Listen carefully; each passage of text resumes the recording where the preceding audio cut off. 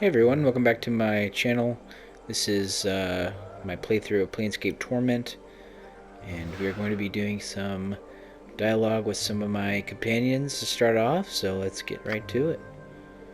We're going to talk to our new companion, Fall from Yes. Grace. Let's see, what should we ask her first? How did you come by the name Fall from Grace? The meaning of names is a complicated subject. There is much to be said, and a great deal that is better left unsaid. Is Fall from Grace your real name? Perhaps, she smiled slightly, perhaps not. There are names which are given and names which are earned. Who is to say which is the real one? I think the name which is earned carries the greater weight. That may be so. Why do you think that? Because a man that is earned is not arbitrary. A man that is earned tells of what you've accomplished. She nods. Your point is well taken. So why are you called Fall from Grace? Would it matter? She smiles. It is an earned name. It matters to me. I would like to know how you came to be called that. I have fallen from my people. Some would say risen from my people, perhaps, but fall feels more right to me. She looks at you questioningly. Does that make sense? Yes, it does. After all, fall carries with it an underlying sense of loss. Fall from Grace is silent for a moment, then nods thoughtfully. Yes, perhaps that is why it felt as it did. Came to terms with the loss long ago, but the name has remained. Are you sure you come to terms with it? Fall from Grace meets your gaze, and you are once again struck by the brilliant shade of blue of her eyes. It is turbulent like the ocean before a storm. I had thought so, yet I'm speaking to you and have caused me to realize some things, she smiles.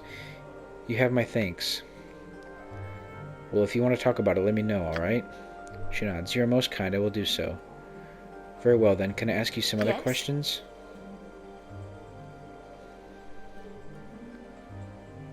Let's see. I want to talk about our companions. Morte. Morte is most peculiar. I have seen a great deal in my life, but nothing quite like him. He behaves somewhat like a murmur. Granted, there's no denying he is knowledgeable, but he has a certain... She sniffs the air and wrinkles her nose. Batorian smell about him. Batorian smell? Yes, he's not... He's not a Batezu, at least of any variety I've encountered. The smell alone, however, makes me treat the skull with caution.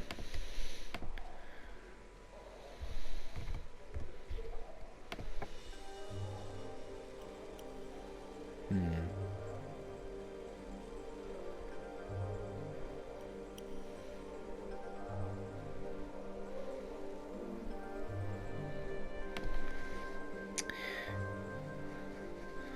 What do you mean when you say Batezu and Batorian? My apologies. Bator is one of the outer planes, the home of a race of fiends called the Batetsu. They are evil creatures, yet they are organized and lawful in many of their behaviors. Some might call them devils. They believe in contracts and hierarchy. In many ways, they are like evil bureaucrats.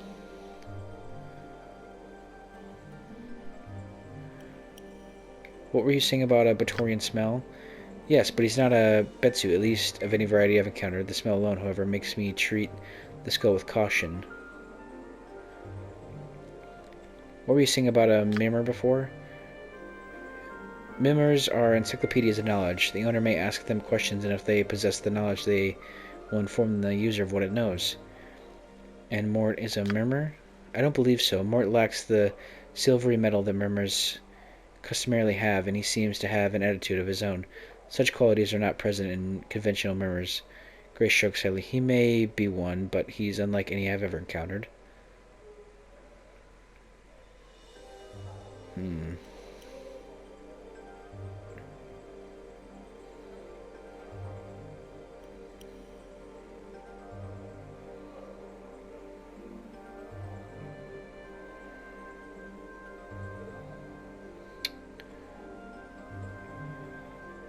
Let's continue this another time. Hey, what's eating you, Chief?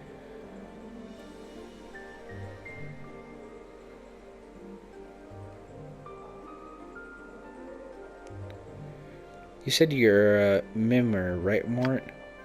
Yeah, Mimir's floating encyclopedia. You put information in, you get information out. But aren't Mimirs made of silvery metal? So maybe some are, but I'm not, and there's stranger things on the planets than that, Chief. I don't think you're a member, Morte. What are you? What's with the interrogation? What do you know about members, anyway?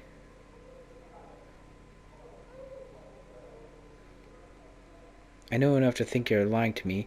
First that bit about the missing line from my back saying not to trust you. Then this. What am I supposed to think? Okay, I'm not a member, but I know a lot of stuff, so I might as well be one. What are you, then? I'm a floating skull who knows a lot. What about that Batorian smell you have? What would you know about what Bator smells like unless, hey, you've been talking about me with that Tanari, haven't you? What does she know? Well, she obviously touched on something that is a Batorian smell, right? Well, yeah, so I smell a little... Excuse me. Why do you smell like Bator? I was in the Hells for a while, kind of a long while. The stench kind of grows on you. You were in the Hells? What were you doing there? See, well, there's this pillar of Avernus, the first layer of Bator. It's called the Pillar of Skulls, but it's more like the Pillar of Heads. To hear some bashers tell, it's supposedly made of the heads of Burks, mostly sages and scholars, who used their knowledge of this and knowing of that when they were alive to stretch the truth a little, so much they might have hurt or killed someone by doing it. Well, when I died, I ended up there. Funny, huh? Not really. Morte goes silent for a moment. Yeah, you're right, it's not funny at all. You see, I think I knew a lot of things when I was alive, and maybe when I didn't know something, I didn't always tell the truth about it. I'm thinking that when I bent the truth once or twice, I may have led someone to getting pinned in the dead book sooner than they should have. Can you remember who? I can't say how I know it, Chief, but I think it was you. At least once. Thing is, I can't remember what happened. I don't even remember being human or what I was like before I woke up on the pillar. Why did you forget? That's pretty much the way of things when you die, and I'm sure you're no stranger to. You just forget. I figure I wasn't a sterling member of the community when I was alive, but hells, who is? Morte sighs. It's just that I can't help it. Nothing's worse than being honest all the time. Except being sentenced to the hells. That sounds a lot worse than telling the truth. Yeah, you're right. Again. Morte clicks his teeth. The way he does, it reminds you of someone drumming their fingers. I guess just all that good and evil and lying and cheating catches up with you, and when I got pwned to the dead book, it was my turn to pay the ferryman. So how did you escape the pillar? Updated my journal. Well, you helped me, Chief. When you showed up at the Pillar of the Skulls, I pushed my way to the front. My obvious know-how and charm attracted your attention. You knew that I was the head that knew the most, so I cut a deal with you. Deal?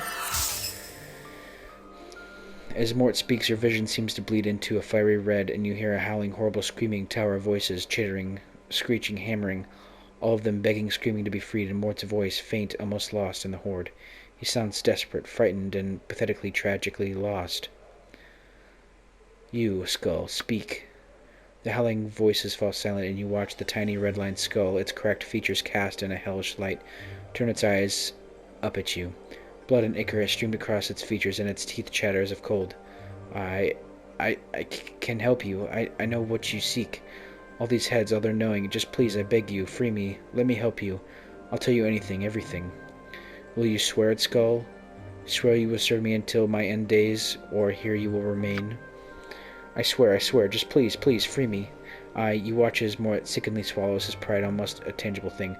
I beg you, let me help you, please. Very well, I shall free you. Your vision slides as if you are moving, and the howling, screaming canopy begins again, a nightmarish horde of howls, and a catcalls, taunts, and insults, the feel of your hands sliding into the filthy quagmire of the pillar, the biting of fangs, mandibles, and your hands locking around the tiny skull and ripping, tearing it from the pillar like an old scab. It is done. You look down at the bloody skull in your scarred hands, its eyes covered in ichor from the pillar, and its teeth chatter once, twice. It reminds you of a waiting newborn, helpless in the eyes of the man you once were. Pathetic. I have freed you. Now your life and your death is mine, Morte. Your vision swirls, the mists of the past drifting away, and Morte is still chattering on. We talked for a while, Chief, you and me, seeing whether the arrangement would work, and I think we both were really impressed with each other, so you invited me off the pillar, and I've kind of been with you ever since. What happened then? Well, I didn't know I'd lose most of the pillar's knowledge once I was out of it. I mean, how was I to know? I'd never been off the damn thing. But you were pretty understanding about it. You lost all the knowledge you said you had. Your vision swirls again, making you dizzy, and you feel your gut churn. You hear the cracking, snapping of bone, and Mort's howls, howling in pain, screaming for someone to stop. Stop killing him. In your hand, lashing out again and again and again. Damned you, Skull, you lied to me. I'll thrust you back in that damnable pillar and leave you to there. Die. There is the clatter of bone against what sound like metal, a floor or a wall, and the skittering of teeth knocked free. You can hear Mort milling like a beaten dog for you to know that your suffering on the pillar will be nothing in the torment I will make you suffer. Your vision swirls and Mort cries ebb, fading into his chattering rhythm. So you realized I still had my issues, my uses, so I took up with you, and I've been with you ever since. Mort, what did I want from the pillar? How long ago was it that I freed you? Mort thinks for a moment. Well, as for how long, I don't know the exact count, Chief. Ages, I suppose. I've done all I could to help you each time, but it's not easy, and for what you wanted at the pillar, I don't know. Once you pried me off, I couldn't remember. Mort, why didn't you say something when we were at the mortuary? Mort suddenly becomes defensive. Because I never know who you're going to be.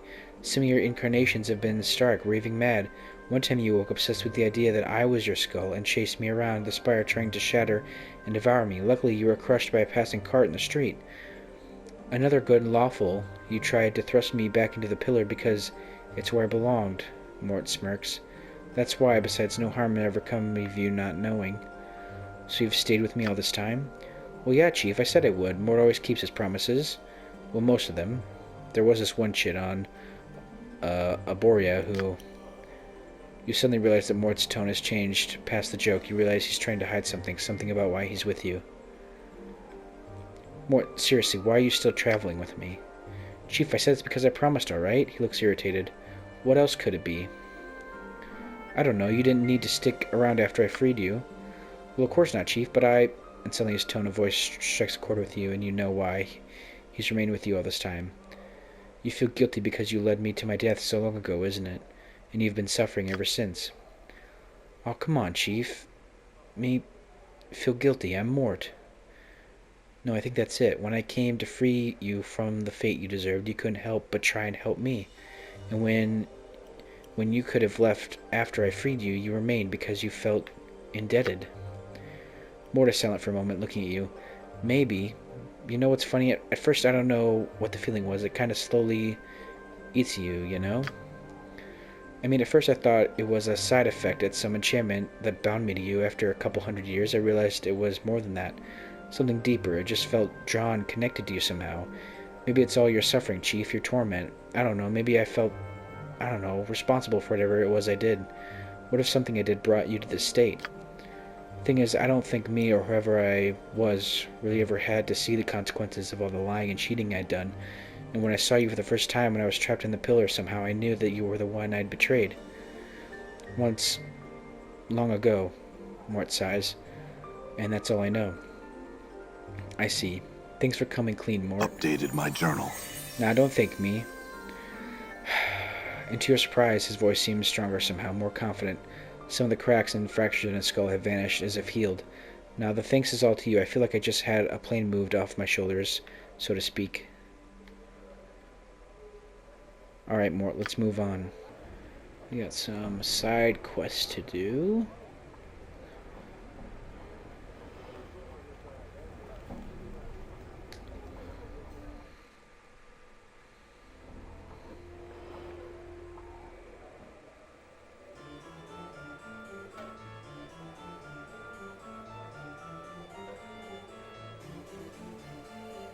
All right.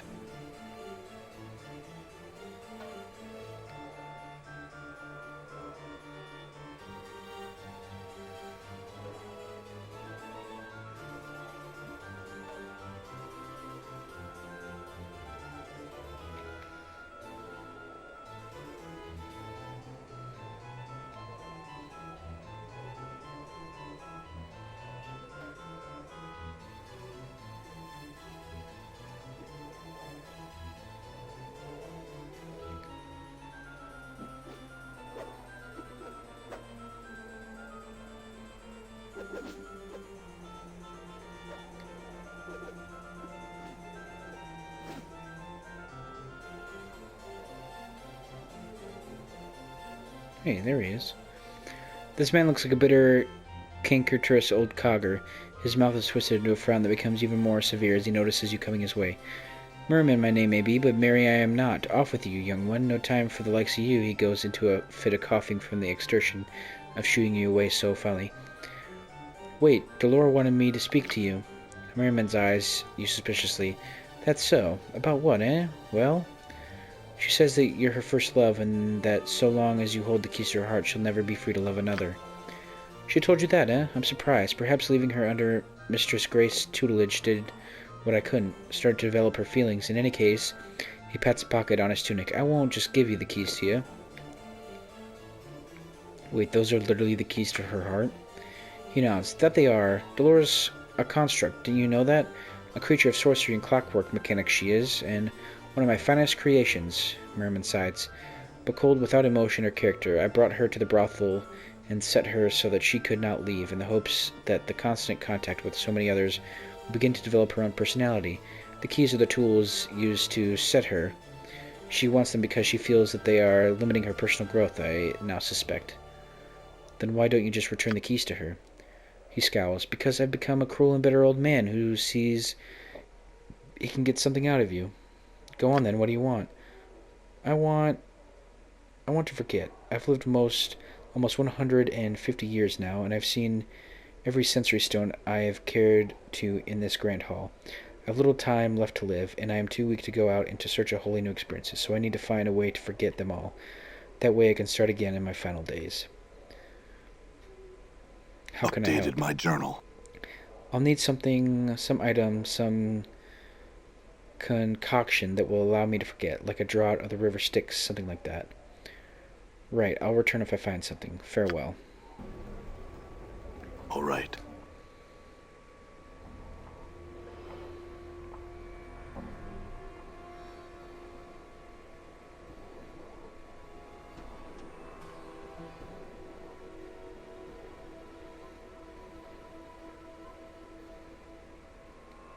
I'm gone.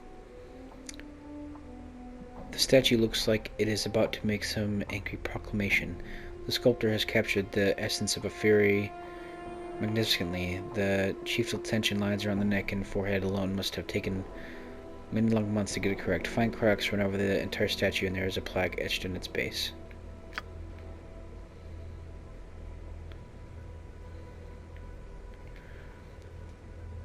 Before you is a well-dressed elderly woman in a gown of peach-colored and golden thread. She stands quietly, her hands folded together primly, and nods in your direction. It is then that you notice that she has no pupils, but her eyes are entirely white. Greetings, sir. I am Ivana. Welcome to my galleria. Feel free to look around, spending as much time as you like. Should you have a question regarding any of the pieces, do not hesitate to ask me of them. I had some questions, Ivana. One moment, sir. Your voice. It is heavy with age and wounds. Would you be so kind as to permit me to touch your face? Yes, go ahead. Ivana smiles gently, running her old hands over the skin of your face. She frowns, looking slightly puzzled. So many scars, both old and new. They seem to... She touches the side of your throat, flushes, then pulls away. Pardon me, sir. I was curious to see how far they went. It's fine. They're everywhere. My whole body is scarred. She nods. I had some questions.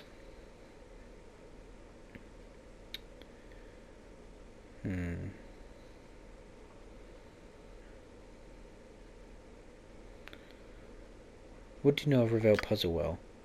She's a night hag, one of the eldest Grey Sisters of the Waste, who came to Sigil many centuries ago to pursue arcane experiments. It was believed that these experiments were against the lady's will, and that Ravel was thus banished from Sigil, imprisoned within one of the lady's mazes on the ethereal, where her body rests this very day.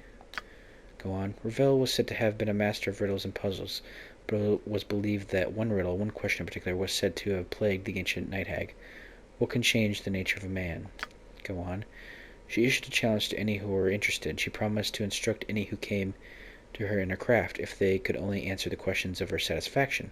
If they could not, they consented to her next meal. Many died, coveting Ravel's teachings, and it is believed that until her final hours in Sigil, Ravel never discovered the answer to her question. Ravel's crime was believed to be some means of trying to shatter the cage, trying to crack open Sigil itself for some unknown reason.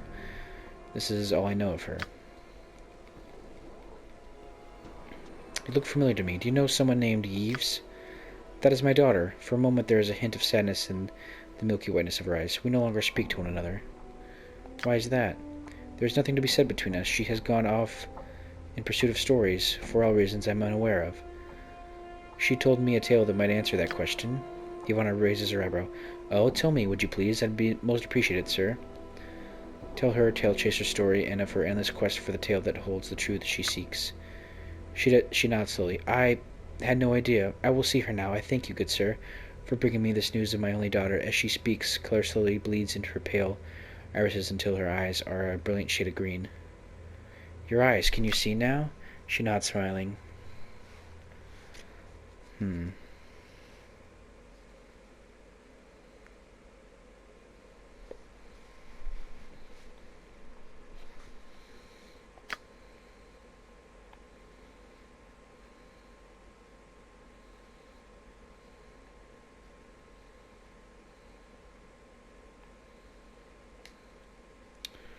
Read the plaque. The plaque reads, this statue is believed to be the final fate of the sorcerer Gangrelodon. Attacked by a conclave of rival sorcerers at the height of his dream madness, he was imprisoned with a spell that turned his flesh into stone. Is said to have been frozen with a final awful curse still upon his lips, a curse so terrible that it was never meant to be spoken by the lips of a living man. Examine the statue. The statue looks like it is about to make some angry proclamation. The sculpture has captured the essence of fairy magnificency. Chestal tension lies about the neck and forehead alone must have taken many long months to get correct. Fine cracks run over the entire statue, and there is a plaque etched in its base.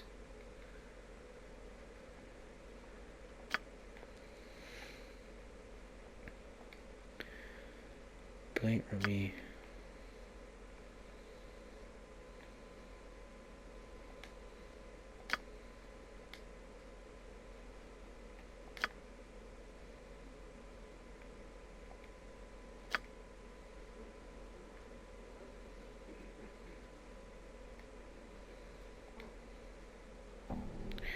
Several shards of black crystal or ice swirl within the freezing wind that this ornate pedestal gives forth. Each shard looks razor sharp. Touching or grabbing one could be perilous.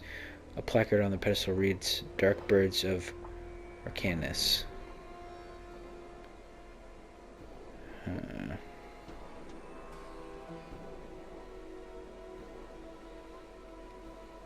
Leave them be.